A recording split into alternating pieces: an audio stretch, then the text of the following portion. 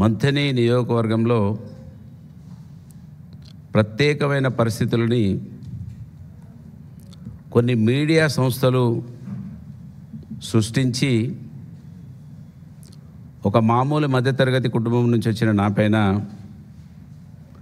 దాడులు చేయడాన్ని తీవ్రంగా ఖండిస్తూ,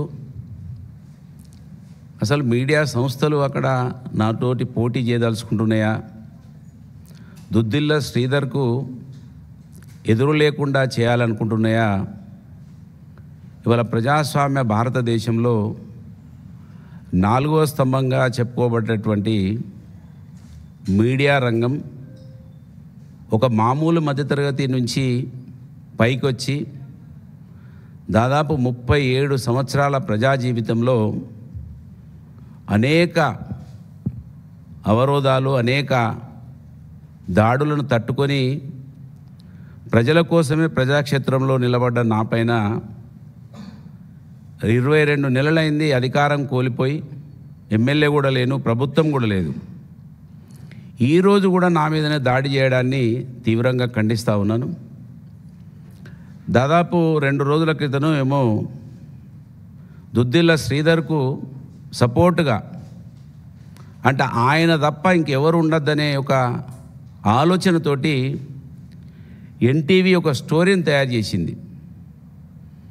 ఎన్టీవీ వాళ్ళు ఇంకా కొన్ని మీడియా సంస్థలు గమనించాలి, రాను రాను టీవీలు చూస్తలేరు ప్రజలు, సోషల్ మీడియా వైపే పోతూ ఉన్నారు. యూట్యూబర్లు ఎక్కువ ఇవ్వడానికి కారణం ఏంటంటే మీరు ఈ విధంగా స్టోరీలు చేస్తూ ఉన్నారు కనుక ఎన్టీవీకి నా మీద ఎందుకు కక్షనో ఇవాళ ఈ సమాజానికి జవాబు చెప్పాలి. ప్రత్యేకంగా నా మీద కక్షగట్టి దాడి చేయడాన్ని నేను తీవ్రంగా ఖండిస్తూ ఉన్నాను.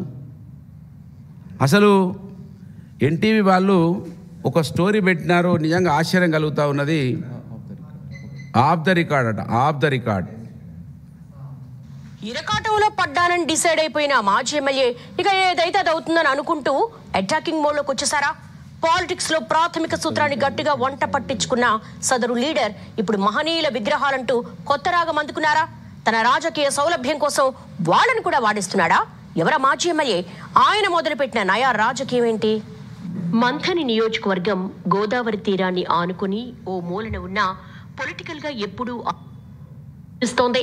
గత ఏడాదిన్నరగా నెలకోసారి ప్రెస్ మీటు, అప్పుడప్పుడు అలా బయట కనిపించడం తప్ప పెద్దగా క్రియాశీలకంగా లేని మధు ఇప్పుడు సిబిఐ కేసు వల్ల బయటకు రాక తప్పలేదట.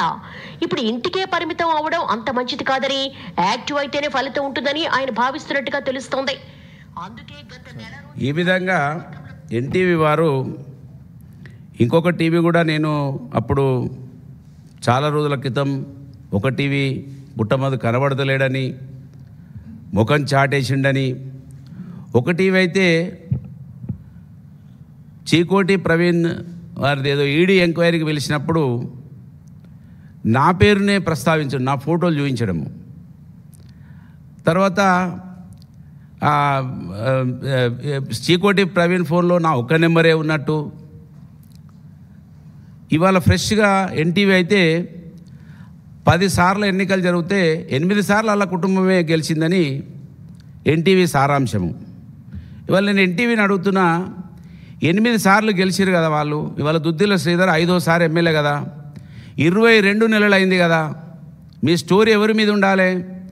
ఆయన మంత్రి అయి ఉండి వాళ్ళ సొంత గ్రామంలో ధన్వాడలో, వాళ్ళ సొంత మండలం కాటారంలో ఒక ఐటీ కంపెనీ పెట్టావు, ఒక ఐటీ కంపెనీకి సంబంధించిన ఒక 10 మందికి ఉద్యోగాలు ఇప్పలేదు.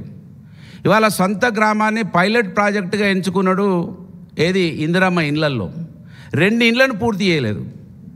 మీరు స్టోరీలు తయారు చేస్తే ఆ దద్దమ్మ మీద చేయాలి. నువ్వు మంత్రివి అయినావు, 3వసారి మంత్రివి.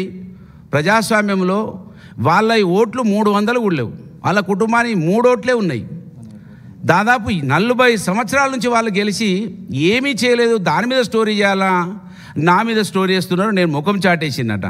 ఈడ ముఖం చాటే వీళ్ళ కళ్ళు కనబడుతున్నాయా లేదా నాకు అర్థం కాదు. నేను మంత్రిలో తిరుగుతున్నా, ఇవాళ మహనీయుల విగ్రహాల గురించి ఆయన మాట్లాడారు. నేను మహనీయుల జన్మస్థలాలు, కర్మస్థలాలు సంవత్సరం కాలం పాటు తిరిగిన.